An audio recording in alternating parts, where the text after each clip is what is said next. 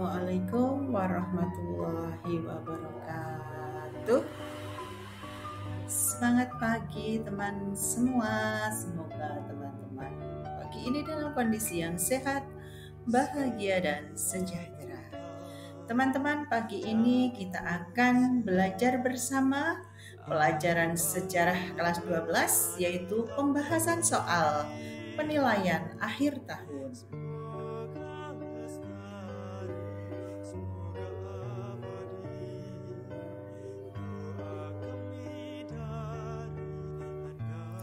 A. Pilihlah jawaban yang benar.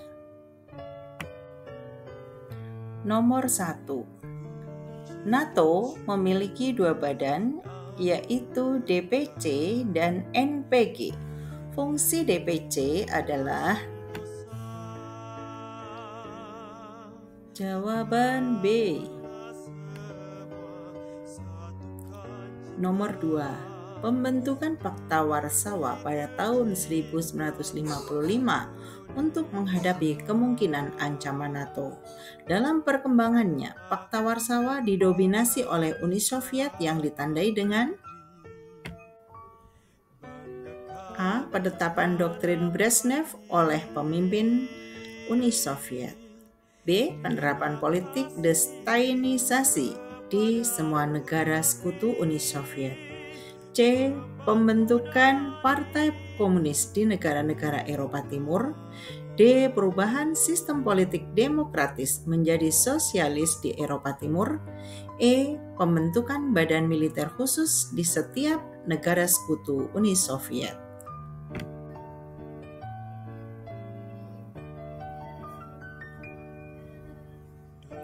Jawaban A.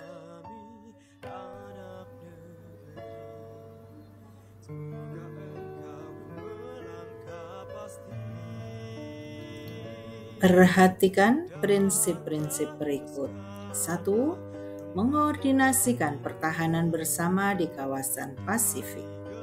2. Mencegah invasi dari negara lain ke kawasan Pasifik. 3. Saling membantu dalam pengadaan personel dan logistik di kawasan Pasifik.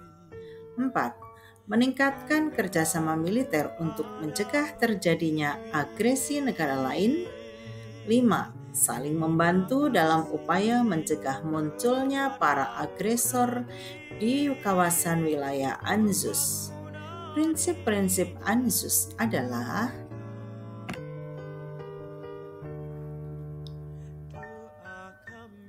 A. 1, 2, dan 3. B. 1, 3, dan 4. C. 1, 4, dan 5. D. 2, 4, dan 5. E. 3, 4, dan 5.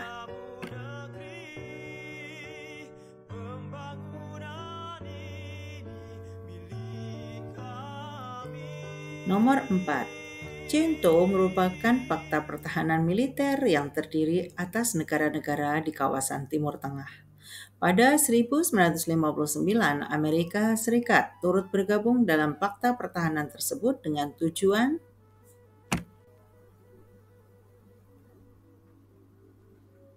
A. Menghimpun kekuatan militer di kawasan Timur Tengah dan Asia Selatan. B. Mengordinasi kekuatan negara penghasil minyak di kawasan Timur Tengah. C. Memberikan bantuan ekonomi dan senjata bagi negara kawasan Timur Tengah. D. Mengawasi kegiatan politik dan militer di kawasan Timur Tengah dan Asia Selatan. E. Membentuk pertahanan militer untuk menghadapi ancaman negara-negara. Jawaban A. Berdasarkan prinsip politik luar negeri bebas aktif, Indonesia memutuskan tidak bergabung dengan organisasi militer manapun. Indonesia justru memelopori terbentuknya gerakan non-blok. Dari pernyataan tersebut dapat dikatakan bahwa A. Indonesia memiliki prinsip tidak memperdulikan negara lain dalam pergaulan dunia. B. Organisasi militer global tidak sesuai dengan prinsip pergaulan Indonesia. C. Indonesia ikut menjaga perdamaian dunia dengan menetapkan politik bebas aktif. D. Organisasi militer global mendukung prinsip Indonesia dalam pergaulan dunia. E. Indonesia mendukung organisasi militer dunia untuk mewujudkan perdamaian dunia. Jawaban E. Nomor 6. Perhatikan keterangan berikut. 1. Dibentuk pada November 1089 atas prakarsa Bob Hawking. Nomor 2. Salah satu organisasi dengan negara anggota di kawasan Asia Pasifik. Keterangan tersebut mengacu pada satu organisasi ekonomi global dan regional yang memiliki tujuan A. Mendorong pertumbuhan ekonomi di Asia Pasifik. B. Meningkatkan daya saing produk ASEAN di kawasan Asia Pasifik. C. Menciptakan kerangka penentuan kebijakan perdagangan. D. Menyatukan produksi dalam salah satu wadah kerjasama terbuka. E. Menciptakan perdagangan internasional yang aman bagi investor. Jawaban A. Nomor 7, pasangan yang tepat mengenai organisasi ekonomi dan tujuan pembentukannya ditunjukkan oleh pasangan A 1 dan 2, B 1 dan 3, C 1 dan 4, D 2 dan 3, E 2 dan 4. Jawaban A.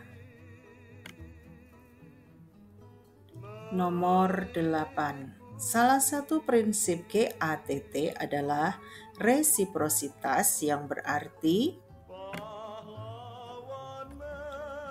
A. Pembatasan jumlah ekspor dan impor dalam bentuk apapun. B. Perlakuan suatu negara kepada negara lain sebagai mitra dagang harus seimbang. C. Negara anggota GATT boleh memberikan keistimewaan yang menguntungkan pihak tertentu. D. Negara anggota GATT hanya memperkenankan tindakan proteksi terhadap industri domestik melalui tarif. E. Produk suatu negara yang diimpor oleh negara lain harus diperlakukan yang sama. Jawaban B. Nomor 9. Pada 2006, kerjasama antara ASEAN dan Tiongkok diatur dalam sebuah perjanjian yang disebut China-ASEAN Free Trade Area. Kesepakatan tersebut diharapkan mampu A. Membuka peluang investasi dan kesempatan kerja yang luas. B. Memperluas jaringan perdagangan dengan tarif pajak rendah. C. Menjadikan kawasan ASEAN dan Tiongkok sebagai pasar dunia. D. Meningkatkan investasi perusahaan di negara-negara ASEAN dan Tiongkok. E. Memperluas jaringan perdagangan melalui persaingan industri yang sehat. Jawaban B. Nomor 10. Pada 1989, Indonesia tergabung dalam OPEC. Bergabungnya Indonesia dalam OPEC membawa dampak positif, yaitu Indonesia mampu A. Mengatasi perselisihan eksploitasi minyak. B. Mengatasi kesulitan persediaan minyak. C. Menegosiasi mengenai harga jual beli minyak mentah. D. Meningkatkan potensi perdagangan dan investasi minyak. E. Menarik negara penghasil minyak berinvestasi di Indonesia. Jawaban E. Nomor 11. Pasca Perang Saudara di Vietnam, banyak warga negara Vietnam Selatan mencari suaka ke negara-negara Eropa dan Amerika. Pencarian suaka tersebut dilakukan untuk A. Meminta bantuan ekonomi ke negara lain, B. Mengembangkan kekuatan komunis di negara lain, C. Menghindari kekuatan komunis di Vietnam, D. Mencari dukungan untuk kedaulatan Vietnam Selatan, E. Membangun kekuatan untuk melawan dominasi Vietnam Utara. Jawaban C. Nomor 12. Pasca Perjanjian Potsdam, Kepala Negara Jerman Timur, Erich Honecker menerapkan kebijakan membangun tembok Berlin yang membatasi wilayah Jerman Barat dan Jerman Timur. Pembangunan tembok tersebut dilakukan karena A. Warga Jerman Timur berusaha menyeberang ke Jerman Barat. B. Pemerintah Jerman Barat membuka akses untuk warga Jerman Timur. C. Warga Jerman Barat melakukan penyerangan terhadap Jerman Timur. D. Warga Jerman Timur berlalu lalang dengan bebas di wilayah Jerman Barat. E. Warga Jerman Barat terkekang oleh pemerintahan Erich Honecker. Jawaban A. Nomor 13. Kondisi ekonomi, politik, dan sosial Uni Soviet mengalami kemunduran pada dekade 1980-an. Sebagai pemimpin, Mikhail Gorbachev berusaha memperbaiki kondisi tersebut dengan cara A. Memperbaiki hubungan dengan negara-negara lain, B. Membentuk koalisi pemerintahan antar negara bagian, C. Menerapkan sistem demokratis di negara-negara bagian, D. Mengeluarkan kebijakan politik dan ekonomi secara terbuka, E. Membubarkan partai komunis yang tidak sejalan dengan pemerintah. Nomor 14. Slovenia merupakan satu-satunya negara bekas Yugoslavia yang memiliki kehidupan makmur dan hampir tidak mengalami konflik. Kondisi tersebut terjadi karena A. Pemerintah Slovenia menerapkan peraturan secara ketat. B. Sebagian besar penduduknya berasal dari etnik Slovenia. C. Sebagian penduduk Slovenia memiliki ikatan keluarga. D. Pemimpin Slovenia menggalakkan anti-diskriminasi antar etnik. E. Pemimpin Slovenia tidak membedakan asal-usul penduduk Slovenia. Jawaban B. Nomor 15. Negara-negara pecahan Yugoslavia ditunjukkan oleh pilihan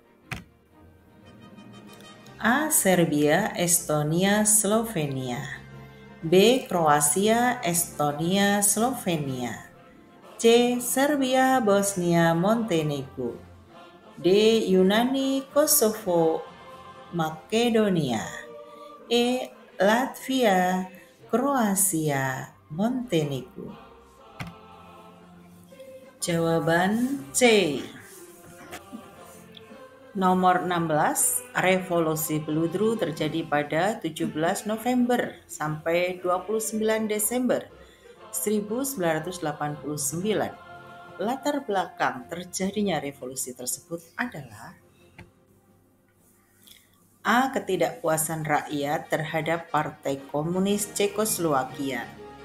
B. Keinginan Cekoslowakia untuk menjalankan pemerintahan sendiri. C. Keinginan rakyat untuk menggulingkan Presiden Václav Havel. D. Keputusan Perdana Menteri Karel Urbanek yang merugikan pihak Ceko. E. Keputusan Presiden Václav Havel untuk memecah wilayah Cekoslowakia. Jawaban A. Nomor 17. Pelaksanaan politik apartheid di Afrika Selatan ditandai berbagai peraturan dan keterangannya yang tepat ditunjukkan oleh pilihan A. Land Act mengatur pemisahan tempat tinggal orang-orang kulit hitam. B. Group Area Act melarang orang-orang kulit hitam memiliki tanah di luar wilayah yang ditentukan. C. Bantuan Self-Governance Act membatasi sistem pendidikan bagi orang-orang kulit hitam. D. Immortality Amendment Act mewajibkan semua orang kulit hitam untuk mendaftarkan diri menuju kelompoknya. E. Melarang orang kulit putih memperjuangkan orang-orang kulit hitam. Jawaban E. Nomor 18, pelaksanaan politik apartheid tampak pada penguasaan wilayah Afrika Selatan oleh golongan kulit putih. Keterangan yang tepat mengenai kebijakan pembagian wilayah tersebut adalah A. Golongan kulit hitam menguasai 87% wilayah negara. B. Golongan kulit putih memperoleh 13% wilayah negara. C. Golongan kulit hitam menguasai lahan di pinggiran kota. D. Golongan kulit putih menguasai pusat industri dan tambang. E. Golongan kulit hitam memperoleh lahan hutan dan pertanian. Jawaban D. 19. Peran Frederick William de Klerk untuk menghapus politik apartheid di Afrika Selatan adalah A. Mendirikan organisasi kulit hitam Afrikan. B. Melakukan aksi penolakan terhadap Undang-Undang Pendidikan Bantu. C. Mengkampanyekan penghapusan politik apartheid ke dunia internasional. D. Mendirikan organisasi untuk memperjuangkan kepentingan golongan kulit hitam. E. Mengadakan referendum untuk golongan kulit putih terkait penghapusan politik apartheid. Jawaban E.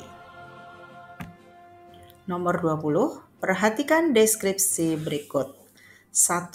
Merupakan uskup agung dan kepala gereja di Afrika Selatan. 2. Mendapat Nobel Perdamaian pada 1984. Upaya penghapusan politik apartheid yang dilakukan tokoh sesuai deskripsi di atas adalah A. Mengajukan pembebasan Nelson Mandela. B. Mendorong rekonsiliasi rasial bersama partai ANC. C. Mengadakan referendum untuk golongan kulit putih. D. Mengamanyakan anti-apartheid bersama partai ANC. D. Melakukan aksi penolakan terhadap Bantu Education. Nomor 21. Berakhirnya Perang Teluk II tidak mengakhiri konflik Irak Amerika Serikat. Pada 1998, Amerika Serikat justru kembali melaksanakan serangan terhadap Irak dengan tujuan A. Mencegah terjadinya perang nuklir.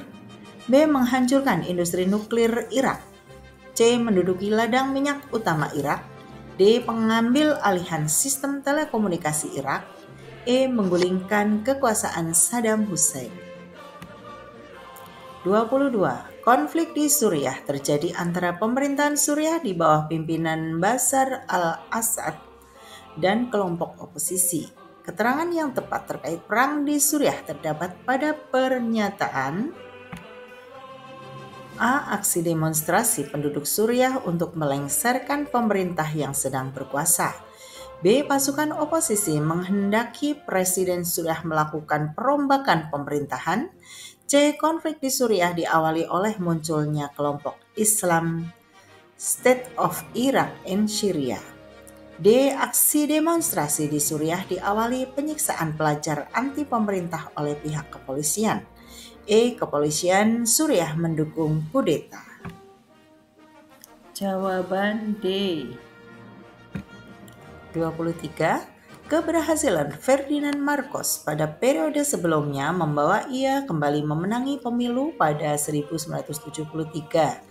Pada kepemimpinan ini, Ferdinand Marcos memerintah secara diktator. Bentuk kediktatoran tokoh tersebut ditunjukkan dengan A. Mendesak pasukan Korea Utara mundur, memberi sanksi kepada Korea Utara jika tidak menghentikan perang. B. Mengadakan gencatan senjata, menandatangani perjanjian damai.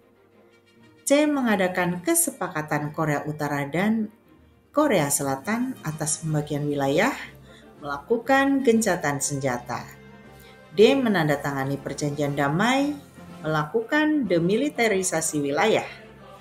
E. Membentuk wilayah demilitarisasi, memberi sanksi kepada Korea Utara jika tidak menghentikan perang. Jawaban A.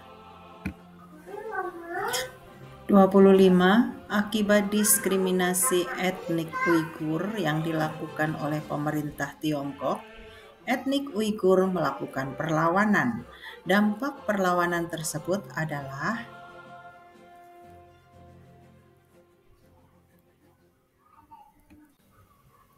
A. Pemerintah Tiongkok melakukan penumpasan etnik Uighur.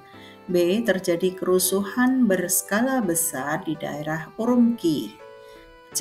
Aksi demonstrasi berkembang menjadi isu internasional. D.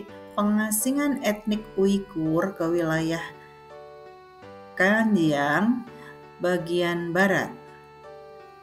E. Etnik Uighur bergabung dengan jaringan teroris internasional. Jawaban B. Nomor 26. Pada 26 Maret 1971, Bangladesh mengumumkan kemerdekaannya. Dampak pernyataan kemerdekaan tersebut adalah A. Pakistan Timur melakukan penyerangan kepada pemerintah pusat. B. Pemerintah Pakistan memblokir pasokan makanan ke Pakistan Timur.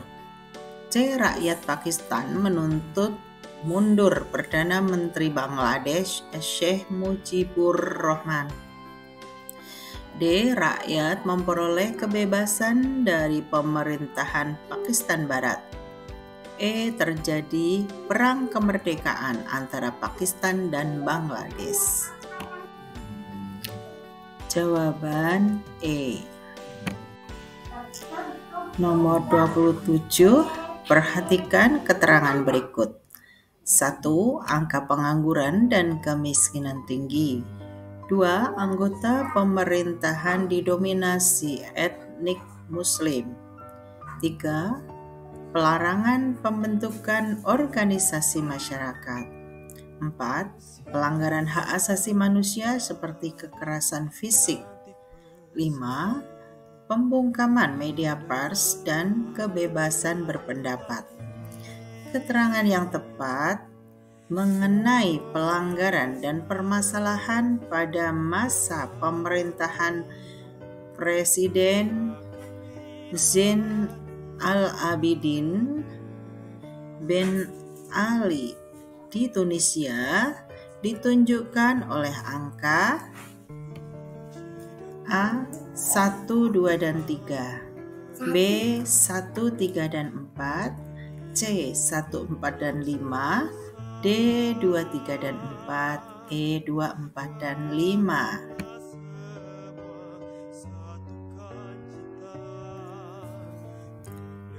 Nomor 28. Terpilihnya Muhammad Murad sebagai Presiden Mesir pada 2012 memberi harapan baru bagi masyarakat Mesir untuk keluar dari berbagai krisis, terutama ekonomi. Akan tetapi, permasalahan tersebut belum diatasi karena A. Investor asing tidak mampu menutup defisit keuangan negara. B. Sektor pertanian tidak mampu menaikkan angka kesejahteraan rakyat. C. Harga bahan makanan, bahan bakar, dan komoditas lain terus meningkat. D. Produksi bahan makanan berkurang akibat pemogokan kerja kaum buruh. E. Komoditas ekspor dan impor yang ditetapkan pemerintah tidak memenuhi kuota. Jawaban C.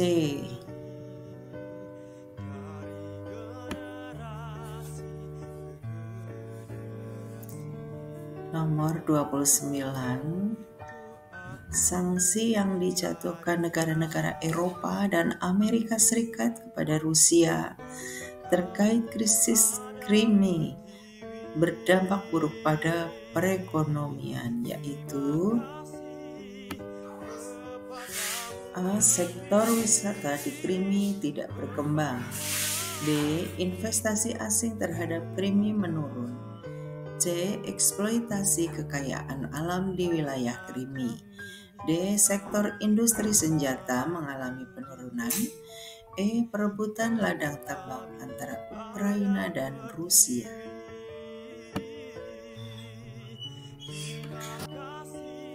Jawaban B. Nomor 30. Konflik antara Kuba dan Amerika berkaitan dengan tokoh Fidel Castro. Tokoh tersebut tidak disukai Amerika Serikat karena A. Melakukan kesepakatan dan kerjasama dengan Uni Soviet. B. Membentuk negara komunis di benua Amerika. C. Membangun industri di benua Amerika. D. Melakukan embargo ekonomi terhadap Amerika Serikat. E. Mengancam hegemoni Amerika Serikat di benua Amerika. Jawaban E. Oke teman-teman, demikian tadi belajar mata pelajaran sejarah pada hari ini. Semoga bermanfaat. Terima kasih sudah menonton video ini. Sampai jumpa di video selanjutnya. Assalamualaikum warahmatullahi wabarakatuh.